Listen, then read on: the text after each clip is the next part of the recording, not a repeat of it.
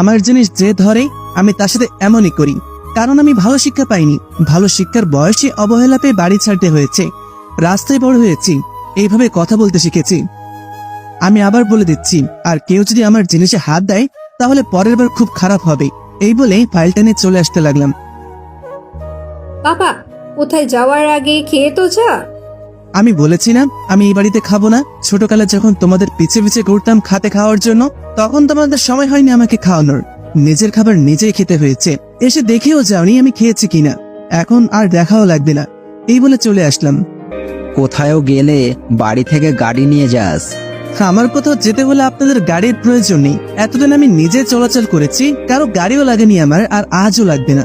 এই বলে বাড়ি থেকে বের হয়ে একটা রিক্সা করে কলেজের উদ্দেশ্যে বের হলাম।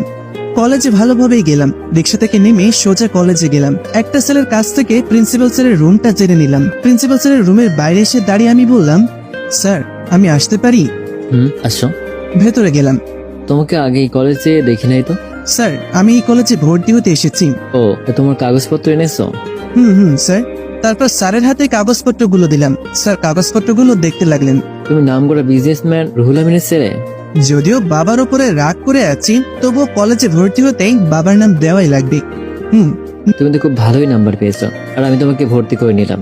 আর চাইলে আজ থেকে ক্লাস শুরু করতে পারো। না স্যার, আজ থেকে না, কাল থেকে শুরু করব। আচ্ছা, আর তোমার কোনো সমস্যা হলে আমাকে বলো। Okay sir. তারপর স্যারের রুম থেকে বের হয়ে এলাম। তারপর আমি কলেজের মাঠে আসতেই কয়েকজন ছেলে আমার সামনে আসলো। স্যার, আমার ভুল না হলে আপনি আর্মি ক্যাপ্টেন রিমন, তাই না? কিন্তু তোমরা আমাকে চিনলে কি করে? আমাদের মেজর স্যার পাঠিয়েছে আপনাকে ওই মিশন সহজ করার জন্য। ও, এখানে কথা না বললে ভালো হয়, ওইদিকে চলো। স্যার চলুন। তারপর ওদের সাথে কলেজের পেছন দিকটায় গেলাম। কলেজের পেছন দিকটা একটু নির্জন। এবার তোমাদের পরিচয় দাও। আমি আশিক, আমি শুটার। আমি জয়, আমি খুব দ্রুত দৌড়াতে পারি। আমি মাহিয়ান, আমিও একজন শুটার। আমি জাবির, আমি শুটার আর আমি দৌড়াতে খুব ভালো পারি। আমি সাব্বির, আমি এই এলাকার লোক। এখানে অবৈধ কাজ আর নেশাগ্রস্ত সব আস্তানা আমি চিনি। গুড। তা তোমরা কলেজে ভর্তি হয়েছো? না স্যার, এখনো ভর্তি হয়নি। আমাকে স্যার বলবে না, আমি তোমাদের সমবয়সী, তাই আমার নাম ধরে বলবে। আর স্যার ডাকলে কেউ শুনে ফেললে মিশনের ক্ষতি হতে পারে। ওকে, তাহলে রিমন বলেই ডাকবো। আমরা বন্ধু, তাই আমাদের সাথে বন্ধুত্বপূর্ণ আচরণ করবে। ওকে। এখানে কোথায় উঠেছো তোমরা? একটা ফ্ল্যাট কিনে নিয়েছি, আমরা সবাই ওখানে থাকবো। ও ভালো। আর সাবধানে থেকো, কেউ যেন তোমাদের আসল পরিচয় জানতে না পারে।